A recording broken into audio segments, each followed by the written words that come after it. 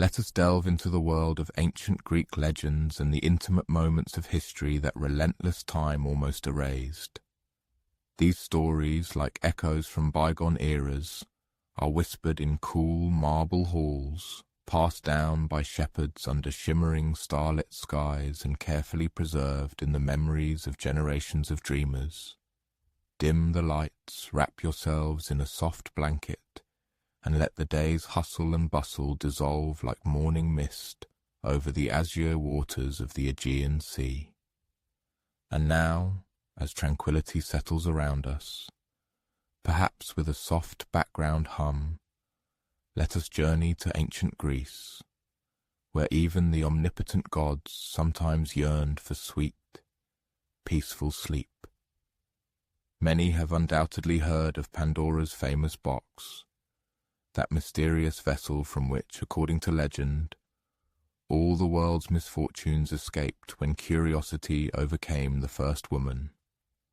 Today, however, we will take our time and delve into those quiet, almost forgotten moments that preceded the irreversible changes. Imagine a humble stone cottage nestled in the hills beyond what would become the great city of Athens. Morning sunbeams filtered through wooden shutters, painting soft, shifting patterns on the clay walls. Pandora sat at her simple wooden table, her fingers gently tracing the smooth bronze surface of the box, which seemed to emanate an energy she couldn't quite comprehend. For 3 days, her gaze had not left it. 3 long, silent days of contemplation. The gods had presented it to her as a wedding gift, or so they claimed. Zeus himself, with his customary smile, had placed the box in her hands, accompanying it with a warning that felt more like a challenge. Never open it, dear Pandora. Promise me you never will. But here's what isn't usually mentioned in the stories of those waiting days. Pandora wasn't just battling overwhelming curiosity. She was battling profound loneliness. Her husband, Epimetheus, toiled in the olive groves from dawn to dusk, his hands growing rough and dark from constant work with branches and soil. Returning home, he was too weary for long conversations. He'd eat his bread and olives, perhaps comment on the weather or a neighbour's goat, and then fall asleep to the chirping of crickets in the garden. They were just beginning to learn how to run a household together, and Pandora spent her evenings alone with the box. She traced her fingertips over its intricate engravings, spirals that seemed to shift when she wasn't looking directly, faces of creatures she couldn't quite identify, symbols that felt familiar though she was certain she'd never seen them before.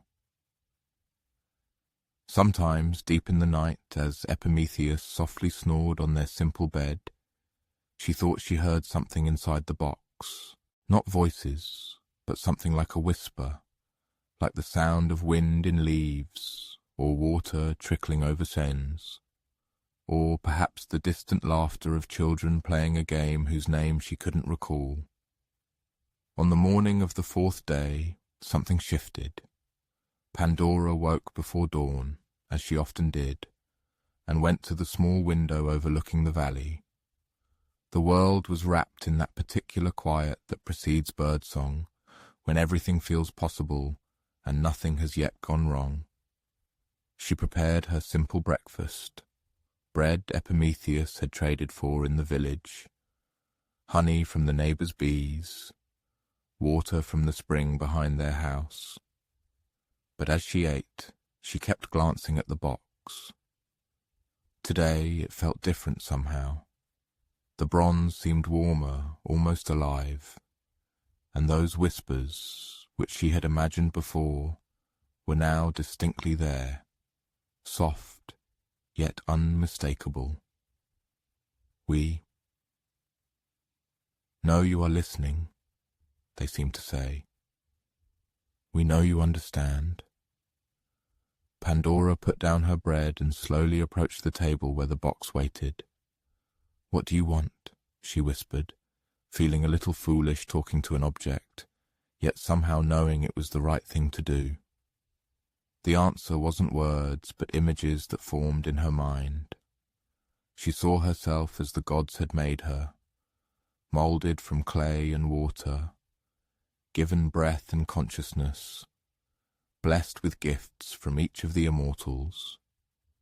Athena had granted her wisdom, Aphrodite, beauty, Hermes, curiosity, and the ability to speak persuasively. But what none of the stories mention is Hera's gift, the ability to sense when something was profoundly, fundamentally wrong. And standing there, in her small kitchen, as the early morning sun began to creep across the floor, Pandora suddenly realized the box wasn't full of evils waiting to escape. It was full of truths someone didn't want the world to know.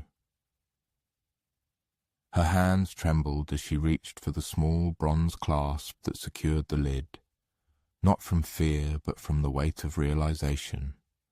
The gods had not given her this box as a test of obedience. They had given it to her because they knew she was the only one brave enough to open it when the time came. The clasp was warm beneath her fingers, almost alive. As she began to lift it, she heard Epimetheus stir in the bedroom, likely waking to another day of simple, honest work in the groves. She paused for a moment, thinking of the life they led. Quiet, peaceful, untroubled by the complexities that seemed to plague the gods and their endless dramas. Part of her wanted to put the box down, pretend she'd never heard the whispers, spend her days learning to bake better bread and tend her garden. But the whispers grew stronger, and she could make out individual voices. They weren't evil at all. They were sad, lonely. They had been trapped for so long, carrying truths that needed to be shared. One voice in particular caught her attention, softer than the others, yet somehow more insistent. "I am hope," it said, "and I have waited for you, Pandora. The world will need me most." That's when she understood. The box didn't contain evil. It contained everything that makes life real. Pain and loss, yes, but also courage and hope, and the kind of love that grows stronger when tested. The gods had kept these things locked away because they wanted humans to remain simple and obedient, never venturing beyond what their creators had planned. But humans were made to grow. They were made to face challenges and learn from them, to experience sorrow and discover resilience, to confront injustice and choose to fight for something better. With steady hands, Pandora opened the box. What emerged was not a storm of chaos, but something far more subtle, like the first breath of spring after a long winter. The whispers became gentle breezes that carried seeds of possibility across the world. Some would blossom into challenges, yes, but others would bloom into innovation, art, philosophy, and deeper kinds of love than the gods had ever imagined. Epimetheus found her there an hour later, sitting peacefully at the table with the empty box before her. "Did you?" he began, but she smiled and nodded. "I did what I was made to do," she simply said. And as they sat together, watching the sun climb higher over their valley, they both noticed something new in the morning light. It seemed brighter somehow, full of possibilities they had never considered before. Later that day, news from the village made them smile. A young potter had discovered a new technique for making stronger clay pots. A shepherd figured out how to help his flock find better grazing. Two families who had been feuding for years suddenly decided to work together on a project that would benefit everyone. The box had been full of potential, and now that potential was released into the world, finding its way to anyone willing to embrace both the challenges and the opportunities that come with true living. But here's the part of the story that gets lost in all the retellings. Pandora never regretted opening that box. Even as she grew old and saw the world become more complex, when she saw people struggling with issues their simple ancestors never had to face, because she also saw them solve problems, create beauty, love more deeply, and dream of a future their ancestors could never have imagined. And late at night, when she was very old, and the box sat empty on her table like an old friend, she could still hear the voice of hope whispering in the wind that rustled through her olive trees, reminding her that no matter how dark the world seemed, someone was always ready to light a candle and keep going. As listeners settle deeper into their blankets tonight, perhaps they will hear that same whisper. Hope still moves through the world, still finding its way to those who need it most. This whisper of hope, which had accompanied Pandora throughout her long life, reached a simple farmer named Alexios many generations later, living in the rocky hills below Delphi, where ancient Greece's most famous oracle delivered prophecies to kings and commoners alike. But Alexios never approached the oracle with questions. Instead, he did something far more unusual. He made sure she had food to eat. Each morning, as the first light touched the peaks of Mount Parnassus, Alexios loaded his small wooden cart with fresh bread, goat cheese, olives from his 3 ancient trees, and whatever vegetables his rocky plot could yield. The climb to Apollo's temple was steep and winding, but he had made the journey for 17 years, ever since he first saw the Pythia, the woman who served as Apollo's voice, looking thin and pale after a particularly draining day of prophecies. Most people thought of the oracle at Delphi as a mysterious, ethereal figure, speaking in riddles while seated above sacred vapors. But Alexios knew what pilgrims and kings did not.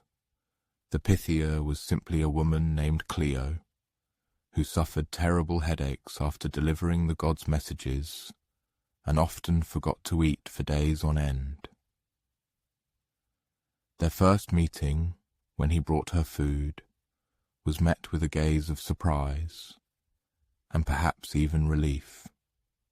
Her voice, still hoarse from the morning's prophecy, asked, "Why?"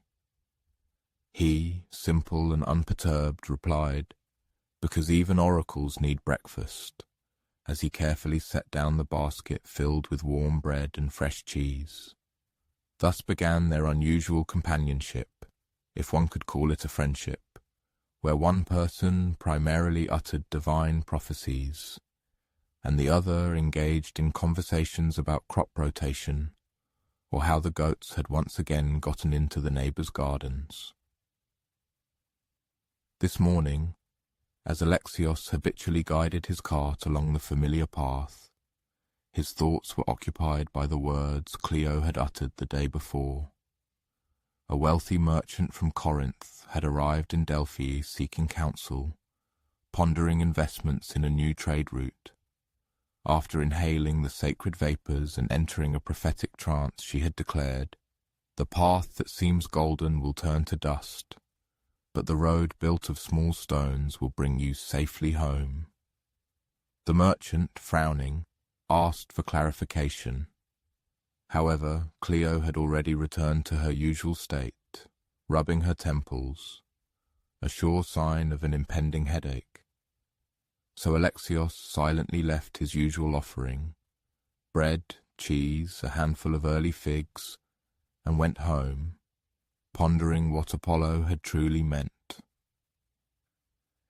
Now, making his morning delivery, he found Clio sitting by the temple in the early sun, an unusually thoughtful expression on her face. "Good morning," he said, unpacking his basket.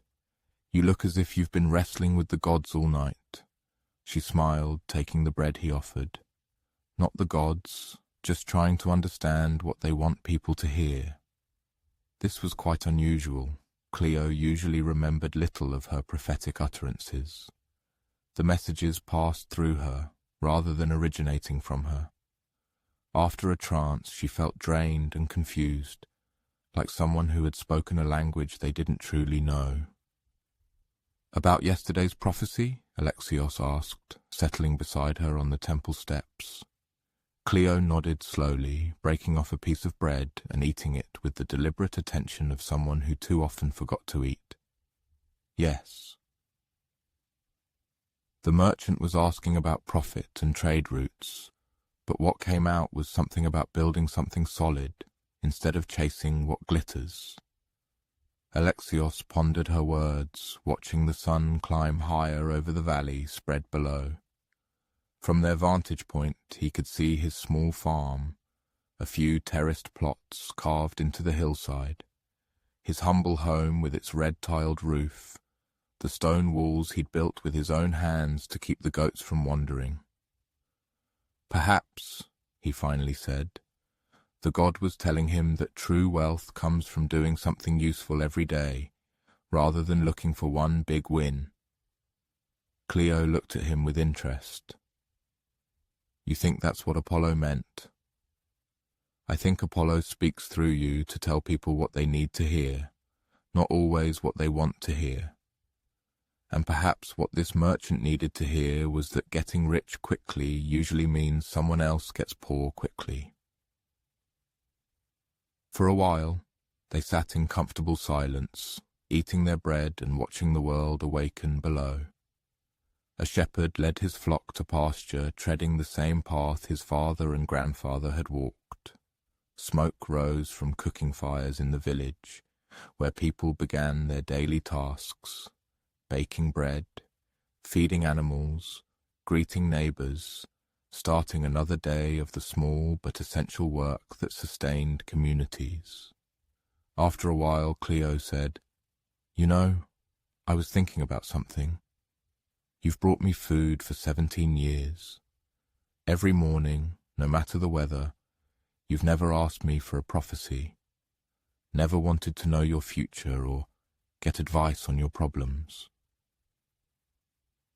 "It never seemed necessary," Alexios replied. "I see my future quite clearly, as I do my past. Mostly I'll be planting seeds, tending things, mending what breaks, helping neighbors when they need it. Maybe find a wife someday. Maybe not. Either way, there will be work, and there will be people to feed. But don't you want to know if your crops will fail, or if you'll find love, or how long you'll live?" Alexios considered this seriously. "If I knew my crops would fail, I would worry about it every day until it happened. If I knew they would succeed, I might grow lazy and not tend them properly. If I knew when I would die, I would fret about it all that time beforehand, instead of just living." He paused, watching a hawk lazily circle overhead. "But I do know one thing for certain." "What?" "Tomorrow morning, you will be hungry again, and I will be here with breakfast." Cleo laughed, a sound of pure delight echoing off the temple walls. That, perhaps, is the most accurate prophecy made at Delphi in many years. As if summoned by their laughter, a young woman appeared on the path below, ascending toward the temple with the determined stride of someone carrying a heavy burden. Even from a distance, they could see the tension in her shoulders, the way she kept stopping to look back, as if pursued by troubles from which there was no escape. "Another seeker," Cleo murmured, automatically shifting into her professional tone. But Alexios watched the woman more closely. "Look at her sandals," he said, "worn at the heels, and that cloak, once good quality, but mended in several places. She has travelled a long way and spent most of her money to get here." When the woman finally reached the temple, she was breathing heavily, trying not to show how exhausted she was. She approached Cleo with the formal gestures of someone who had rehearsed this moment many times in her mind. "Oracle of Apollo," she began, "I seek guidance." But Alexios stood and offered her his seat on the steps. "Sit first," he said gently. "Rest a while. Eat some bread and drink some water." The woman looked surprised but gratefully accepted both the seat and the food. As she ate, her story came out in pieces. Her name was Thalia. Her husband had died in a farming accident, leaving her with 3 small children and debts she couldn't repay. She had sold almost everything she owned and walked for 12 days to reach Delphi, hoping for divine guidance on whether she should remarry a man who could provide for her family, but whom she did not love, or try to manage on her own against all odds. When she finished speaking, Cleo prepared to enter the temple and consult the sacred vapors. But before she could rise, Alexios spoke. "Before you ask the god," he said to Thalia, "perhaps I could ask you something. What did you do before your husband died? What were you good at?" Thalia looked puzzled. I ran the household, raised the children, helped with the crops. I baked good bread, and I know herbs, medicinal ones, seasoning ones. People used to ask me for remedies when their children were sick." "And you walked here for 12 days? Yes. So you are strong, determined, and skilled at planning a long journey. You know about herbs and healing. You can bake, and you've successfully raised 3 children while helping run a household." Alexios looked at her seriously. "Thalia, you don't need a prophecy. You need a place where those skills are valued." He turned to Cleo. "How many pilgrims come here every day? 20, 30, more during festival seasons? And they all need food, lodging, someone to tend to their weary feet and calm their anxious minds before they consult the oracle." Understanding dawned in Cleo's eyes. "Thalia, what if your answer isn't choosing between 2 difficult paths, but creating a third? What if you stay here in Delphi and open an inn for pilgrims? You could use all your skills, support your children, and build something that is entirely your own." Thalia stared at both of them. "I never thought of that, but I have no money to open an inn." "You have skills," Alexios said, "and this community needs what you can offer. Start small, perhaps just offering bread and herbal teas to travelers. Let people know you are here, that you are reliable, that you care for their comfort. Build it stone by stone, day by day."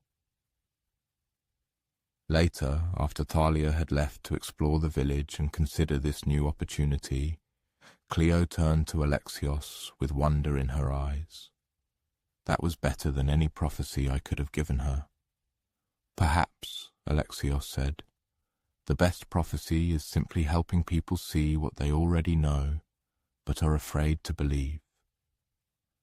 As the sun reached its peak and the day grew warmer, Alexios prepared to descend the mountain to his work. But before he left, Cleo caught his arm. "Alexios, in 17 years you've never asked me for anything, but I still want to give you something." She closed her eyes for a moment, not entering a prophetic trance, but simply listening to something deeper than the sacred vapors. "Your harvests will sometimes fail, and sometimes be abundant, as harvests do. You may find love, or you may not. As life decides, you will live as long as you live, and that will be enough. But here is what I know for certain. Every morning, when you choose to climb this hill with food, for a hungry person, you make the world a little more like the gods intended it to be. and that is a kind of immortality no prophecy can improve upon. Surveying the mountain path, along which his empty cart clattered cheerfully over the familiar stones, Alexios allowed himself a faint smile.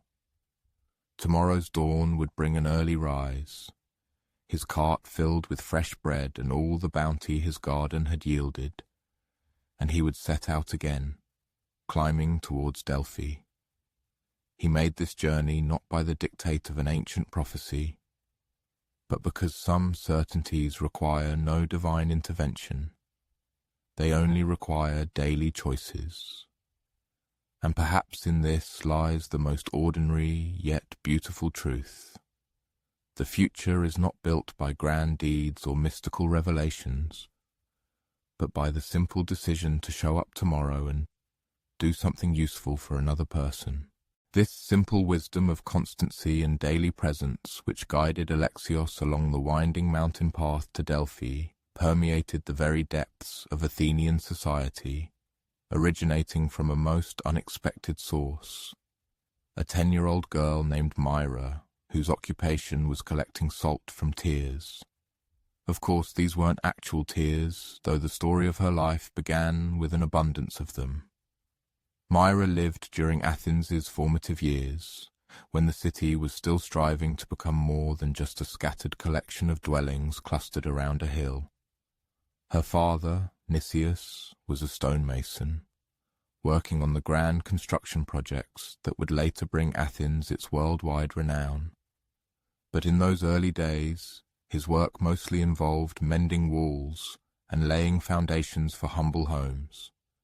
Salt, of course, was harvested from the sea, but getting it into the city was a far more complex task than it might seem. Myra's self-appointed job was to go to the harbour each morning, where salt. Merchants unloaded their wares and collect the salt crystals that spilled from torn sacks or sifted through cracks in wooden crates. It was an unnoticed task, one adults generally overlooked. Myra, however, noticed something remarkable about salt. Even a small amount could preserve food for many months. A pinch could significantly enhance the taste of even stale bread, and when combined with certain herbs, whose secrets her grandmother knew, salt could clean wounds and prevent infections. More importantly, she observed that buildings retained their strength longer in places where sea salt had settled into the mortar between stones. This observation might have remained just a curious fact in a young girl's mind, had it not been for the events during the Great Wall project, when she turned 11. Athens was steadily growing, and with that growth came a pressing need for more robust defences, not just against enemy armies, though they posed a serious threat, but also against the destructive floods that occurred every few years, when winter rains swelled the rivers, and against the earthquakes that periodically toppled buildings. The city council decided to erect a new section of the defensive wall, and Nicias was chosen as one of the lead stonemasons for this massive undertaking. He felt pride in the appointment, but also apprehension. The materials provided were decent, but by no means exceptional. The stones were local limestone, soft enough to work, but prone to cracking. The mortar was a standard mix of lime, sand, and water. It was meant to be a functional wall, but likely not one that would last for centuries. Myra closely watched the progress of the work and pondered those salt-reinforced stones in the harbour. One evening, as her father sat on their doorstep, cleaning mortar from his hands and lamenting that small cracks were already appearing in the day's work, she ventured a suggestion. What if we added salt to the mortar? Nicias looked at his daughter with the patient expression adults often use when children suggest something outlandish. Salt costs money, little mouse, and even if we could afford it, who knows if it would help or harm. But Myra had been collecting her salt for months, storing it in clay jars in her small pantry. She had enough to make a test batch of mortar, and she had an idea how to prove its effectiveness. Behind their house was a low retaining wall, holding up a small garden terrace. Nothing significant, nothing that would cause serious consequences if it collapsed. With her father's permission, she mixed a batch of salt mortar and rebuilt a section of that wall. Then she waited. The first test came with the autumn rains. The regular mortar in other parts of the walls softened and cracked where water collected, but Myra's salt mortar section remained strong. The second test arrived with winter frosts, when ice formed in the tiniest crevices between stones. Again, the salt section remained firm, while the traditional mortar cracked and crumbled. By spring, even the most skeptical stonemasons in the city were discussing the girl who had found a way to create mortar that could withstand the destructive force of the weather. But this is where the story takes an intriguing turn. Myra did not seek personal gain from her discovery. Instead, she presented the city council with a proposal so unusual they barely knew how to react. She would organize the children of Athens to collect salt at the harbor, using the same method she had for years. Not just her, but dozens of children who could earn a little money while contributing to something truly important. The city would purchase this salt at fair prices. Not enough for anyone to get rich, but enough for the children to feel the value of their labor. And instead of keeping the salt mortar technique a secret, she would teach it to any stonemason who wished to learn. The council was perplexed. "But why give away something so valuable?" asked Councillor Demetrius. "You could charge premium prices for salt-reinforced construction." Myra, now 12 and evolving into a thoughtful young woman who chose her words carefully, stood before the assembled adults and laid out her logic. If only the wealthy can afford buildings that last, then only the wealthy build what truly matters. But if everyone knows how to make stronger mortar, then everything we build, walls, homes, workshops, temples, all become more durable. The entire city grows stronger. She paused, looking around the room at the men who made decisions for Athens. "Also, I've been thinking about time. My father says a good wall should last long enough for his grandchildren to see it. But what if we could build walls that would last for our grandchildren's grandchildren? What if every person who builds something in Athens knows they are contributing to something that will still be here centuries from now?" The idea took root slowly, as truly good ideas often do. At first, only a few stonemasons began experimenting with salt mortar in their projects. Then word spread to other cities where builders began to arrive to learn this new technique. Within a few years, Athenian mortar became synonymous with lasting construction. However, the true changes were not just in the strength of the buildings. They affected how people approached their work. When a person realizes that what they are building could stand for centuries, they begin to pay attention to the smallest details they might otherwise overlook. They choose materials more carefully. They take time to measure precisely.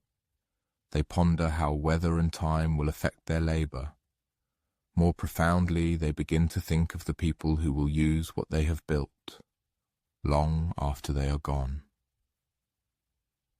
Myra, now an adult woman married to a potter named Lysander, often walked through the city, pointing out buildings where her salt mortar technique had been used. But she took particular pride in the smaller structures, neighborhood walls that kept children's play areas safe, market stalls that sheltered elderly vendors, public fountains that provided clean water for all. "You see," she would tell her children, "when you make good things available to everyone, the whole world becomes more beautiful." The salt walls of Athens became famous throughout Greece, not just for their exceptional strength, but for what they symbolized. Here was a city where a child's observation was taken seriously, where innovation was shared, not hoarded, where every building project was seen as an invaluable gift to future generations.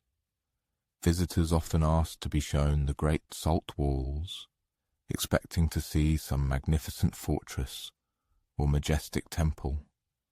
But the Athenians would just smile and point around them, at the sturdy homes, the reliable market buildings, the neighborhood walls that had withstood decades of storms and earthquakes. All of them, they would say. Every wall in Athens is now a salt wall. And late at night, as the city slept, you could almost hear the buildings themselves whispering their gratitude. To the little girl who noticed the spilled salt, to the stonemasons who were willing to learn from a child, to the community that chose longevity over immediate profit. The walls of Athens still stand in many places, their salt-reinforced mortar as strong today as it was centuries ago.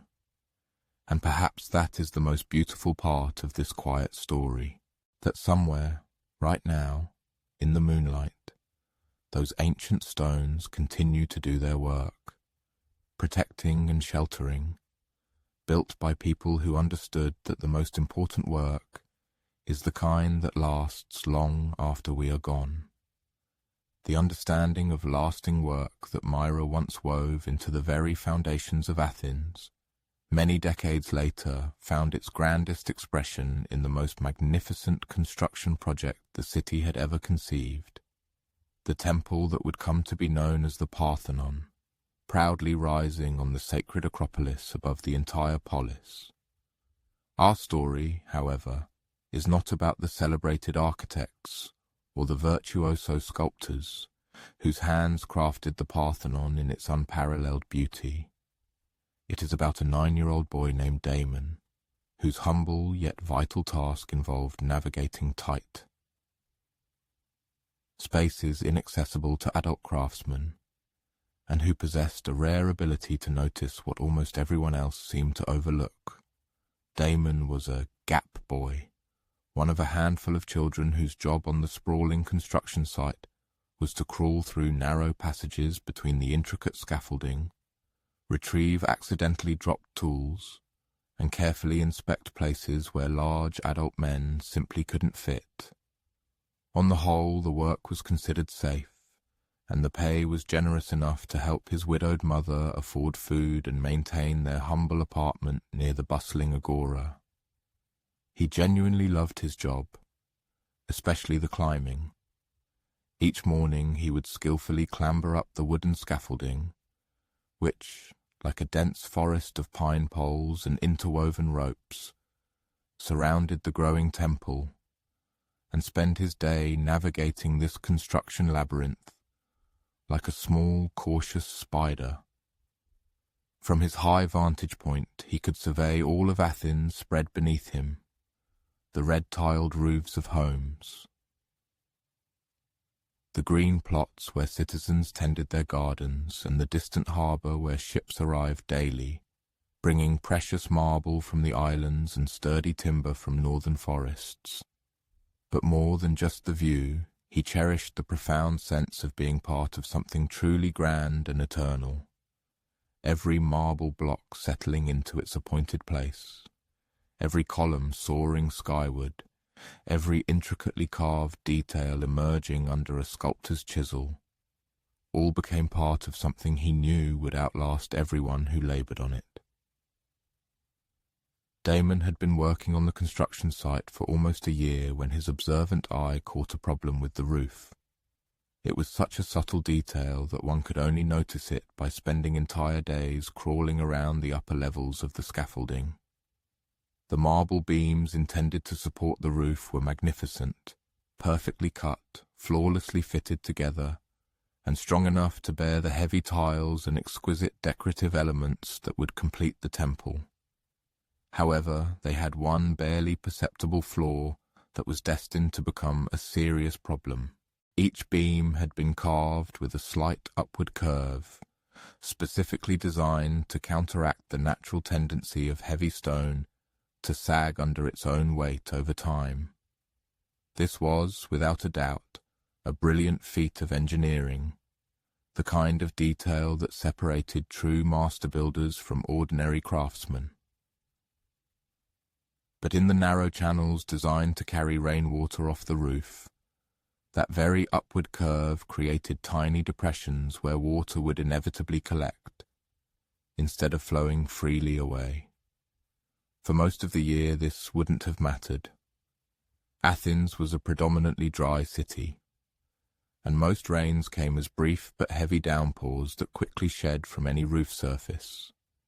However, Damon had lived through several winter seasons when continuous soaking rains could last for days, and he knew perfectly well what happened to marble when water stood for extended periods in small depressions. It would slowly but inevitably crack, invisibly at first, but with an unstoppable destructive force. The problem, however, was that no one else seemed to have noticed, and Damon was just a 9-year-old gap boy.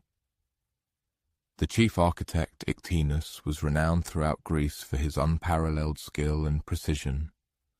The foreman, Callicrates, had overseen the construction of dozens of crucial buildings, with vast experience behind him. The marble carvers were true artists, whose creations were meant to inspire awe for centuries. Who was he, this humble boy, to suggest they could be wrong? For several days, Damon carried the burden of this anxiety alone. He would climb up to inspect the roof structure again and again during his lunch breaks, tracing his small fingers along the channels meant to carry water, measuring the tiny depressions with bits of string, desperately trying to convince himself he was wrong. But the more he looked, the more certain he became that these seemingly minor imperfections would ultimately destroy the temple from the top down, much like termites invisibly undermine a house from within. Finally, he made the brave decision to approach Phidias, the chief sculptor, who oversaw all the artistic elements of the magnificent building. Phidias was known for his remarkable patience with young workers, and he had a reputation for listening to ideas that came from the most unexpected sources. Damon found the great artist resting in the shade of the scaffolding, engrossed in sketches for one of the pediment sculptures that would crown the finished temple. It took all Damon's courage to interrupt the master. "Master Phidias," he began, his voice softer than he intended, "may I show you something that worries me greatly?" Phidias looked up from his sketches, a kind expression on his face, that of a man who genuinely enjoyed teaching and sharing knowledge. "Of course, young." "Damon, what troubles you?" Instead of trying to explain the problem with words, Damon led the sculptor through the labyrinth of scaffolding to the roof level, where the marble support beams spanned the width of the temple, resembling the ribs of some giant creature. "Look here," Damon said, pointing to one of the drainage channels. "When it rains, the water will flow from the high point of the roof, but when it reaches these low spots, it won't keep moving. It will just sit there." Phidias knelt beside the boy and ran his experienced fingers over the smooth marble. After a moment, he produced a small bronze tool and allowed a few drops of water from his cup to trickle down the channel. The water moved smoothly at first, then collected exactly in the spots Damon had predicted. "How long have you noticed this?" Phidias asked, his voice now serious and concerned. "Several weeks. I kept hoping I was wrong, but every time I check, the water collects in the same places." Phidias remained silent for a long moment, looking thoughtfully at the city below, then back at the roof structure, which represented months of meticulous planning and costly labor. "Damon," he finally said, "I need you to show this to Master Ictinus right now." What followed was one of the most tense and pivotal conversations in the history of the Parthenon's construction. Ictinus, confronted with undeniable proof that his own roof design contained a potentially catastrophic flaw, cycled through disbelief, a flash of anger, and something akin to panic, before settling into the focused determination of a master craftsman faced with an urgent problem to solve. The solution, when it was found, was both elegant and extremely costly. Every affected marble beam had to be removed, taken back to the carver's workshops, and recut with slightly deeper drainage channels that would allow water to flow freely past the low spots. This would add months to an already tight construction schedule and require several skilled craftsmen to rework what they had previously considered perfectly finished. But the alternative, a temple that would slowly destroy itself from rainwater damage, was utterly unthinkable. As the rework began, Damon unexpectedly found himself something of a celebrity across the entire construction site. Workers who had barely noticed his presence before now sought his opinion on their own small concerns and observations. But more importantly, this experience forever changed how everyone thought about the building process itself. Ictinus instituted a new revolutionary practice.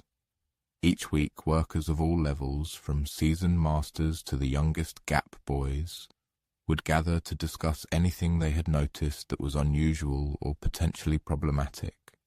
No observation was considered too minor to mention. No worker was too young to voice an opinion. In this way, they uncovered dozens of small but crucial improvements. A stonemason noted that morning sunlight revealed chisel marks completely invisible in daylight, leading to adjustments in sculptors' work schedules. A scaffolder suggested a different knot that would make support ropes less prone to stretching in wet weather. An elderly marble polisher shared his unique technique for detecting micro-fissures invisible to younger eyes. Each improvement was small on its own, but together they transformed the Parthenon from merely a beautiful building into something approaching perfection.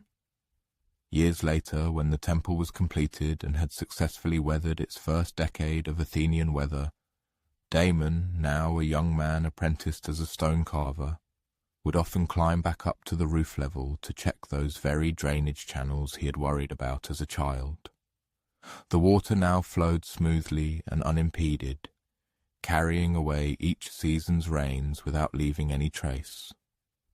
The marble beams remained strong and flawless, bearing their burden of tiles and decorative elements with the patient strength and reliability that only good architecture provides. But the most beautiful thing about these regular visits to the roof wasn't so much the technical success of the repair. It was the profound realization that hundreds of other workers also felt empowered to notice, question, and contribute their own valuable observations to the creation of something truly magnificent. The Parthenon became famous for its perfect proportions, its exquisite sculptures, its architectural innovations. But among the builders themselves, it was also remembered as the first great project where wisdom, it was understood, came from anyone who listened closely, regardless of age or status.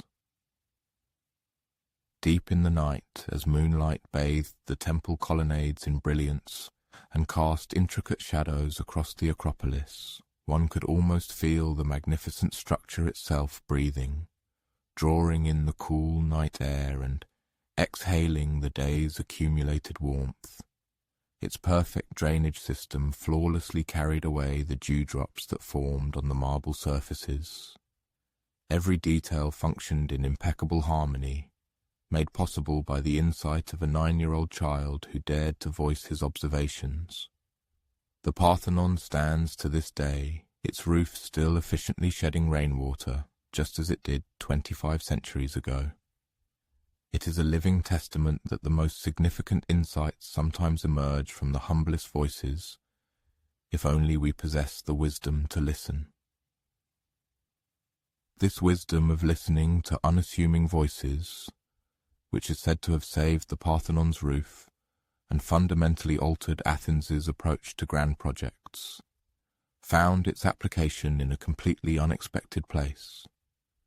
It manifested at a humble festival, mostly forgotten by many, dedicated to the olive trees growing on the surrounding hills.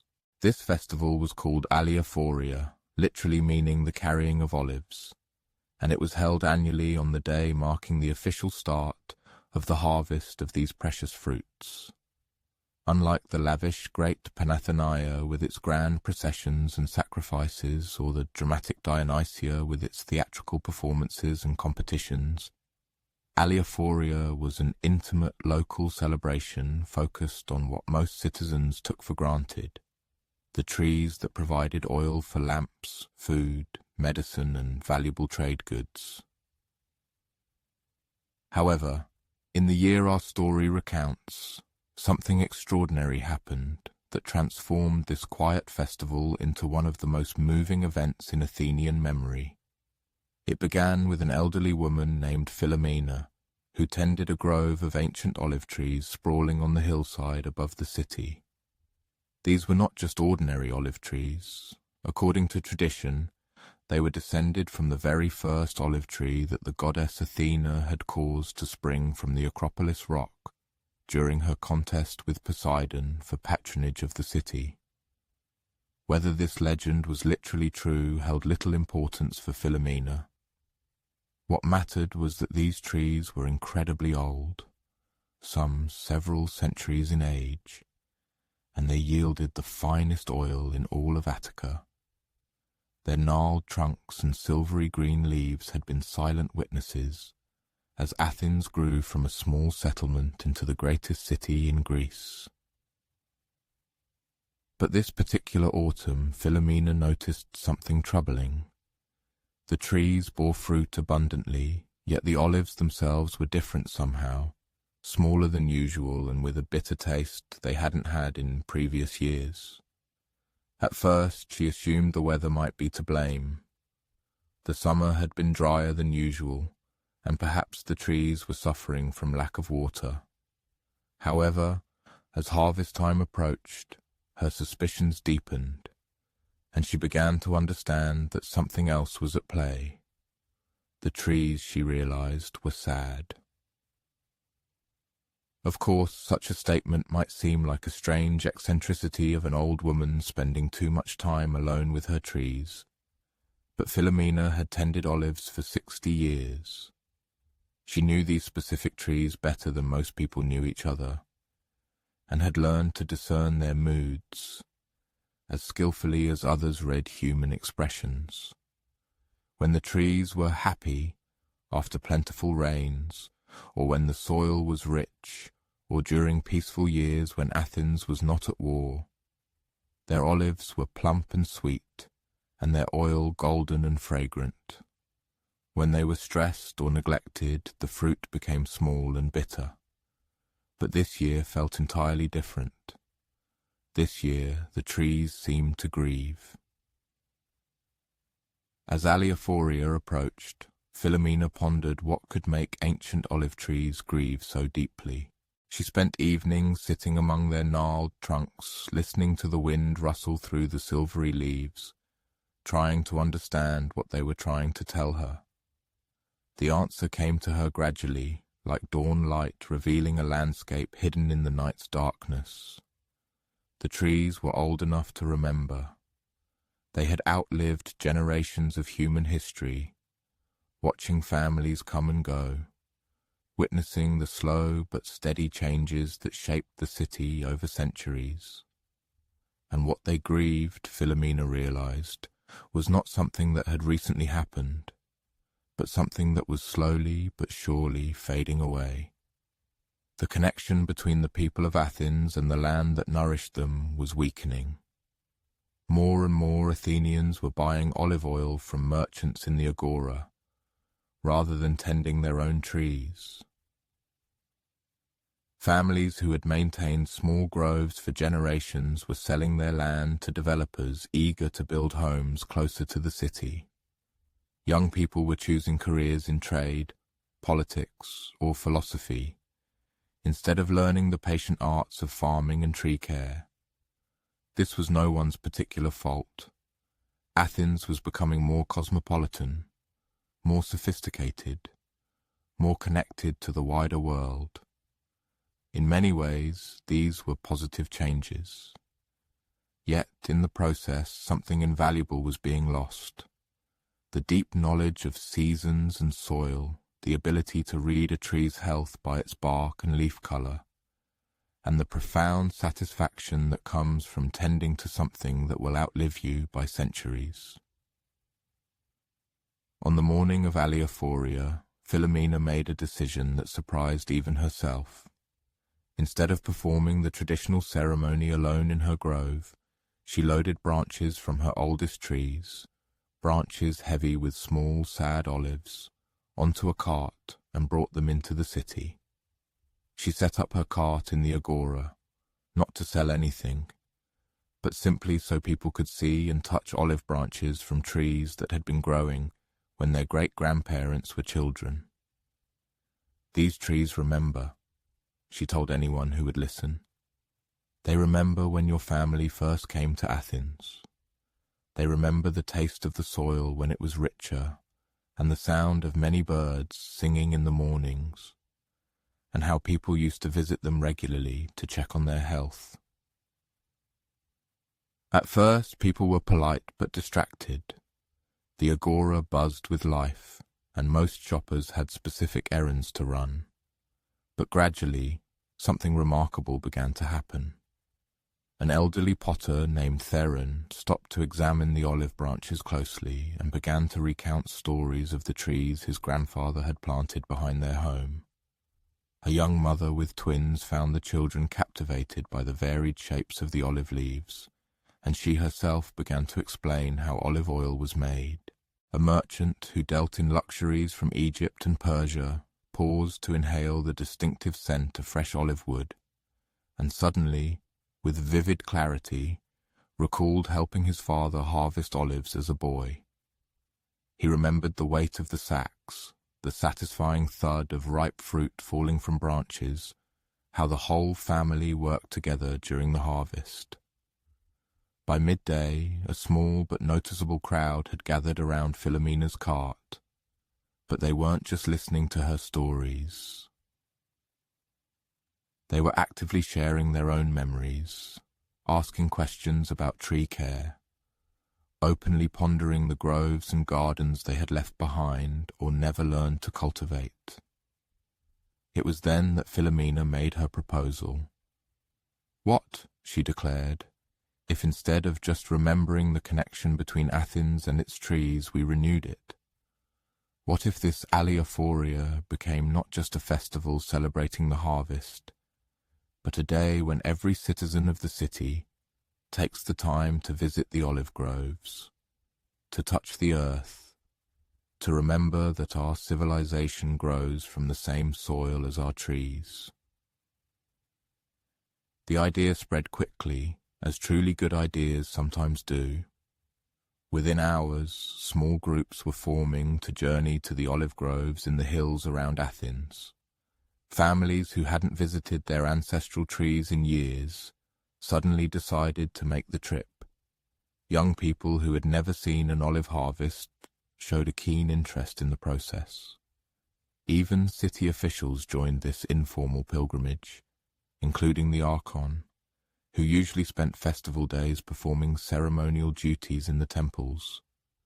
What they found in the groves surpassed all their expectations. The trees, surrounded by more visitors than they had seen in decades, seemed to respond to the attention. The olives that had seemed small and bitter that morning became plumper, more fragrant, when tasted by people who approached them with genuine interest and gratitude. But more than that, people discovered something they had been missing, though they hadn't realized it themselves. It was the profound peace that comes from connecting with something larger and more constant than everyday human concerns. Standing beneath branches that had grown for centuries, breathing air filtered by leaves that had witnessed democracy's birth, touching bark that had survived more storms than any person would ever see. It put the anxieties and ambitions of city life into an entirely different perspective. As the day drew to a close, the informal gathering began to take on the character of a true celebration. Someone brought a flute, and others began to sing traditional harvest songs. Families shared food they had brought for the journey, and elderly tree keepers like Philomena found themselves surrounded by young people eager to learn forgotten methods of discerning tree health and predicting harvest quality. But the most moving moment came closer to sunset, when a child, a girl of about 7, pointed to one of the oldest trees and asked a question that silenced the entire crowd. "Why are the trees crying?" Everyone looked where she was pointing, and there, glistening on the bark of several ancient olive trees, were tear-like droplets, a clear, sweet-smelling moisture that seemed to seep from the tree itself. For a moment, no one spoke. Then Philomena smiled and knelt beside the little girl. "Those aren't sad tears," she said softly. "They are tears of joy. The trees are crying with happiness because their people have come home to visit them." Whether this was scientifically accurate didn't matter. What mattered was that everyone present understood, in that moment, that they had rekindled something essential. Not just their connection to the trees that nourished their city, but their understanding of themselves as participants in something larger than individual human lives. Alliophoria, after those events, took root as an annual tradition, yet it never adopted the form of an official holiday with prescribed ceremonies and strict rituals. Instead, it retained its original essence, becoming a time when Athenians remembered their deep connection to nature, visiting their trees, touching the fertile earth, having a day outside the city walls in the silent company of growing things. And each year on that significant day, it seemed as if the olive trees throughout Attica shed their happy tears, silently reminding everyone who was willing to notice that some of life's most intimate and meaningful relationships are with beings who never utter a word but always listen carefully. This profound understanding of quiet yet enduring connections, which the olive trees taught the Athenians, eventually made its way across the vast deep blue sea to a small, picturesque island known as Sharia. It was there, in a cove so serene that even the waves seemed not to break, but merely whispered their secrets, that an elderly shipbuilder named Nausicaa laboured. Perhaps the name, Nausicaa, sounds familiar from Homer's epic tales of Odysseus. However, this is not about the young princess who discovered the hero washed ashore. This was her great-aunt, a woman who had dedicated 60 years of her life to studying all the intricacies and wisdom concerning how wooden ships could survive in the embrace of the capricious and unpredictable sea. Nausicaa, the skilled shipbuilder, resided in her workshop, the air thick with the pungent scent of pine resin and the salty sea breeze. There on wooden cradles awaited curved olive wood ribs, destined to become the sturdy bones of vessels, capable of safely carrying people across waters that could shift from gentle to deadly in an instant. Her renown stretched across all the nearby islands thanks to her unique ability to build ships that always returned home. These were not the fastest vessels, nor the most elegant, nor those capable of carrying the heaviest cargo, but they were the ones that kept sailing season after season, invariably bringing their crews back to families waiting on docks and sandy beaches, scanning the horizon for familiar sails. The secret to her remarkable success was neither dramatic nor mysterious.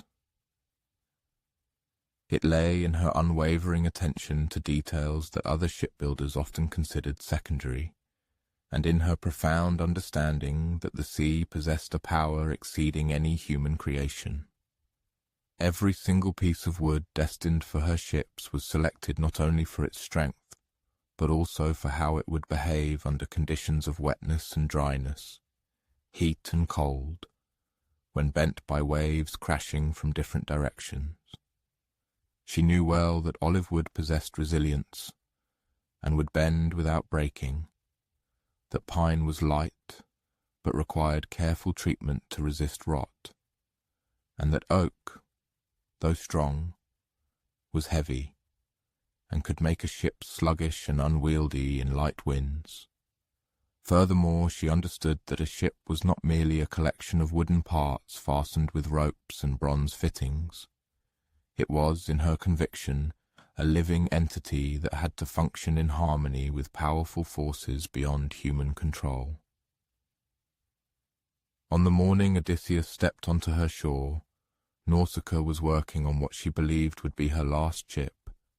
Her hands, once so nimble, now trembled slightly as she held her miniature tools, and her eyes sometimes struggled to discern the finest grain of the wood that guided her decisions on how to cut and shape each piece. She looked up from her work and noticed a man walking slowly along the shore, scrutinizing the various boats pulled onto the sand with the attention of someone who deeply understood what he was looking at. He was a man of middle age with greying hair and skin weathered by sun and sea salt. His clothes were well made but bore the marks of long travel, not mere poverty.